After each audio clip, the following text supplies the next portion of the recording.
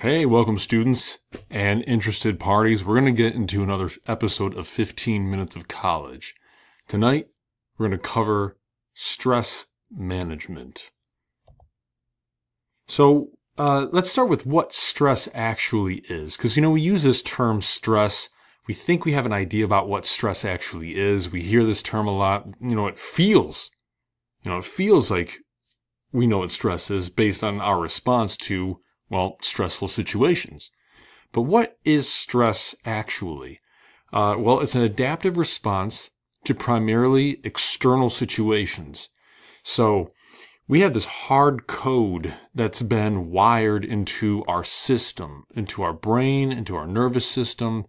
And this is where we come up with the idea of anxiety. So anxiety is a code that triggers once we encounter a stressful situation. So situations that we find threatening, situations that we find emotionally disturbing. It used to be a bit more intense for our ancient ancestors, like fighting a wild animal as an example. And I have this picture in here. But it could also be just having a fight with a friend. It could even be something in a 21st century society like breaking my phone. Pretty bad. So stress does not equal nervous tensions or anxiety. Anxiety is a code that we have in us that is triggered by a stressor or a stressful situation. And it's an ability of ours to sort of survive and to adapt to these stressful situations. So the thing is, stress can be positive and it can be negative depending on the stressor. So, we might encounter a situation that is stressful, but we find joy in that stress. So it's an ability of ours to express talent, to pursue happiness, or we might actually encounter a situation that we find quite negative. Illness. We might be exhausted because we're working so hard and too long and we're not sleeping enough. And this can actually lead to some serious medical issues. We're talking about heart attacks. We're talking about various accidents that result, from continued prolonged exposure to cortisol, which is the stress hormone. The longer that cortisol stays in your system, that stress hormone, the more disastrous effects it has. So stress is and was a normal and an essential trigger to anxiety. So our anxiety code is really what we call fight or flight. And we probably heard of this. We encounter a stressful situation, and fight or flight is in itself a wild animal. So we have a few situations that arise as a result of this. So when it comes to managing stress, we just have to acknowledge there's a few different facets to it. One is that stress kind of comes at us from every situation. In a 21st century society, it could be getting a job interview.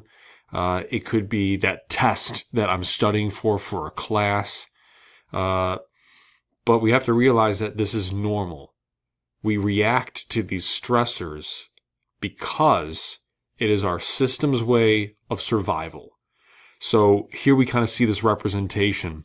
Our ancient ancestors, they had stressors that were a little bit different than ours. They were a bit more primal. So stress was in itself encounters with a wild animal. So what you would get is a glucose injection, makes your muscles tighten, your heart starts beating faster so blood can pump to the muscles. You get a hyper focus with all that glucose so you can pay attention.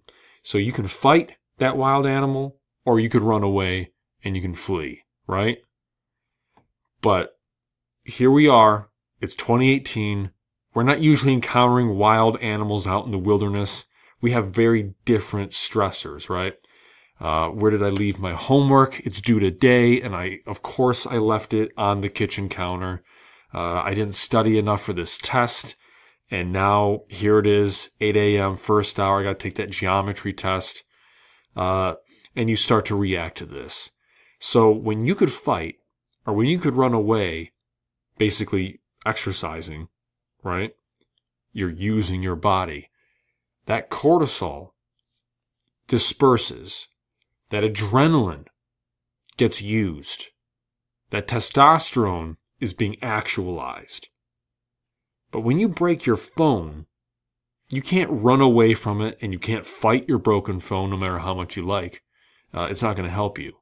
So we have to find ways that are a bit more creative, like going out for hikes in nature, laughing, hanging out with friends, petting animals. And of course, this guy, that's a big one. These are all ways to help manage stress.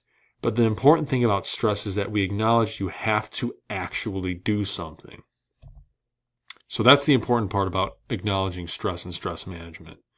So the second thing we need to acknowledge is that stress is now in itself the wild animal. So what causes stress? Well, the out of control, or what we call distress. This is bad stress. This is the stress that we don't like. I'm sick. My job has got me down. I'm just way behind on my tasks at school. Things at home aren't the way I'd like them to be. I don't feel safe. I don't feel secure. If you recall, there's that one story I shared of a student of mine who had their house burned down. So this really limited their sense of security, right? This is going back to Maslow's hierarchy of needs. I don't feel safe. I don't feel secure. So that cortisol spikes, testosterone decreases, and I'm less likely to engage in intellectual activities. And of relationships too, with friends, with family, with loved ones, girlfriend, boyfriend, what have you. My dog doesn't like me anymore. That could be a pretty messed up situation if your dog doesn't like you anymore. So you have all these situations that cause distress. But that's what causes, that anxiety code to trigger. Something else that causes the anxiety code to trigger is what we call eustress. This is the joy of stress, because not all stress is bad. Marriage, that can be a stressful thing. Going on holiday in itself can be stressful. We have a break, but I get assigned too much homework in a class, and now the majority of my break is taken up trying to manage this massive project, and I don't even know where to begin. I got 7 days at the most on this break, and I know it's due right after break. Holidays and vacations, even the thought that you get to travel somewhere can be cool, but planning it, booking the flight, making sure you packed all the right things, that's stressful. Sports and performing. Maybe you're a musician and I've planned, I've rehearsed, and right before I get on stage, I got butterflies in my stomach. I don't feel great. I don't want to go on stage. I'm nervous. I'm afraid. I'm scared. But this is an opportunity for you to express your talent, and you love to sing. You like to perform. You like to play. Same thing with sports. Maybe you're a boxer, and this is a chance for you to express your art. This is a chance for you to perform. But it's kind of frightening to know that you might get punched in the face. So this is where fight and flight really comes in. You actually get to engage one of the two primary systems when your anxiety code is triggered to alleviate that cortisol or that stress hormone. So stress affects you in various different ways.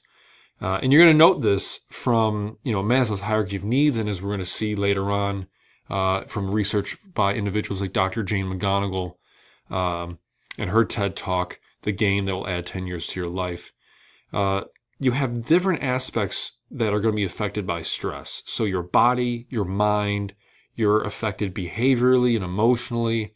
So when you allow cortisol to build up because you don't manage your stress effectively, you can get sick.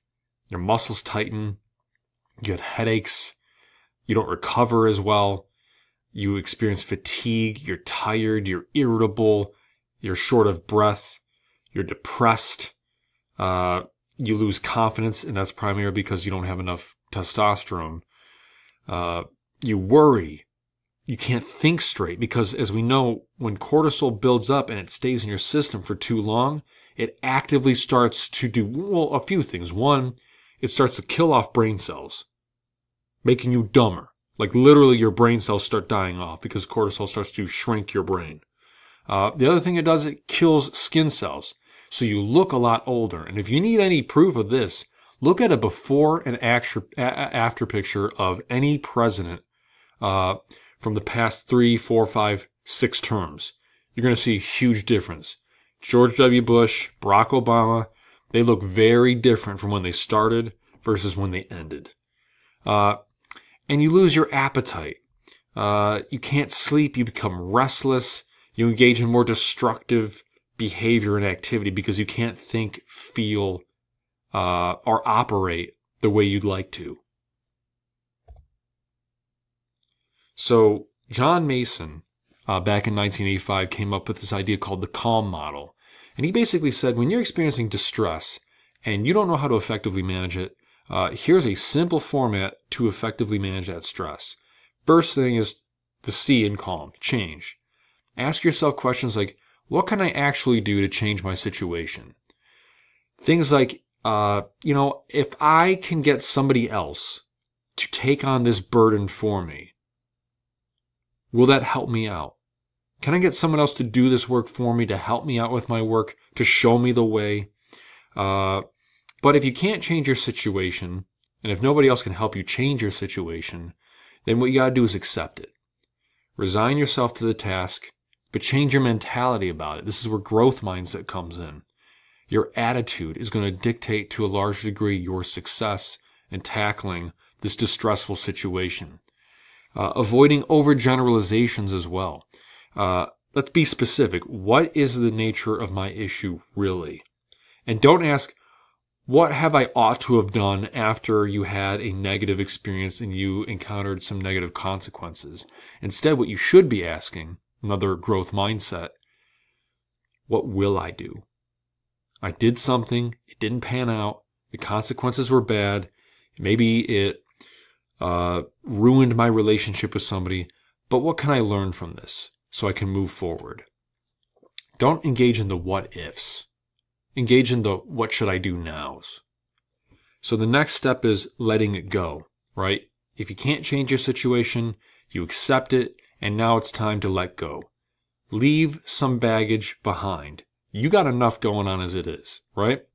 Focus on being a human being, not a human doing. Sometimes we forget what we should actually be doing. Maybe we're engaged in a relationship with somebody where they're bringing us down. They're not really helping us out. They're not really a friend. They might be fun, but they're not really a friend. They're not an ally. When I really need them the most, will they have my back? Leave destructive relationships and friendships behind. Leave destructive activities behind. So this leads us to the last step, managing your lifestyle. Changing up your diet can have drastic impacts on the way your brain operates. Sometimes we call our stomach the second brain. There's a lot between the fuel we put in our system and how it works for us. Exercising. This goes back to fight or flight. Jumping jacks, engaging in strenuous activity, overcoming a difficult or hard challenge. This is what really helps us, move forward from distressful situations and engage in what we call eustress, that joyful stress, the good stress. And of course, breathing. Don't forget to breathe. Breathing is a powerfully effective and ancient technique. When all else fails, breathing is like meditation. We can calm our mind. So I end it here with a picture, an image, if you will, of Wim Hof. Definitely look into his breathing method. Check him out. He combined cold environments with this breathing exercise, and it has led to some really powerful scientific breakthroughs. Things that allow you to overcome stress, to battle your anxiety if you suffer from anxiety. So instead of relaxing you like most breathing exercises do, this actually engages your fight or flight. So when you come across a stressful situation again, you're able to actually react to that stressful situation a lot more fluidly. Well, folks, this has been 15 minutes of college. I hope you got something out of it, and I'm going to catch you next time. Take it easy, folks. I hope you learned something.